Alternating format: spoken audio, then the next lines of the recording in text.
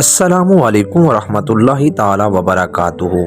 امید کرتا ہوں میرے سب بہن بھائی اس وقت اللہ کے فضل و کرم سے خیریت سے ہوں گے۔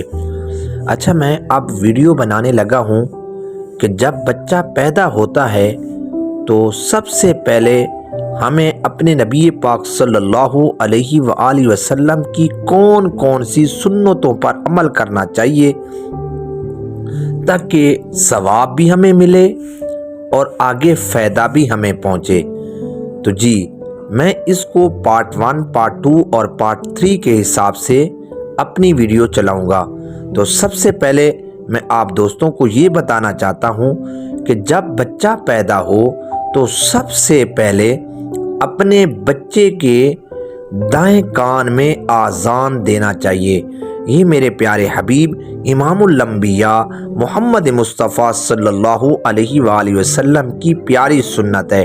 یہ روایت حضرت ابو رافع رضی اللہ تعالی عنہ سے موجود ہے کہ آپ صلی اللہ علیہ وآلہ وسلم نے حسن بن علی رضی اللہ تعالی عنہ کے دائیں کان میں سب سے پہلے آذان دی۔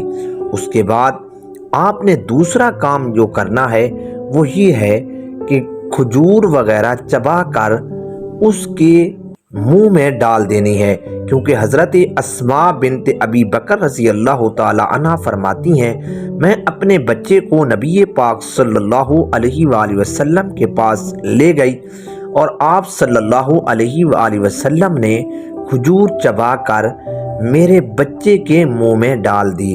اور تیسرا کام جو سنت ہے میرے نبی کا وہ یہ ہے کہ آپ نے اپنے بچے کا 7ویں روز اچھا نام رکھنا ہے جو بامعنی بھی ہو اور اچھا بھی ہو، اس لیے کہ میرے پیارے حبیب امام الانبیاء محمد مصطفیٰ صلی اللہ علیہ وآلہ وسلم نے فرمایا، کل قیامت کے دن آپ کو آپ کے اپنے ناموں سے پکارا جائے گا۔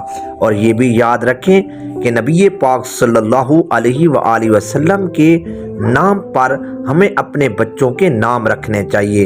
امید ہے یہ میری ویڈیو آپ کو پسند آئی ہوگی اور آپ اپنے بچوں کو انشاءاللہ ثم انشاءاللہ اسی طریقے سے یہ باتیں سکھائیں گے اور اسی پر عمل کریں گے۔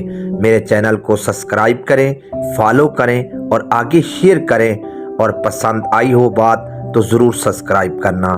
آپ کا اپنا بھائی، اللہ حافظ۔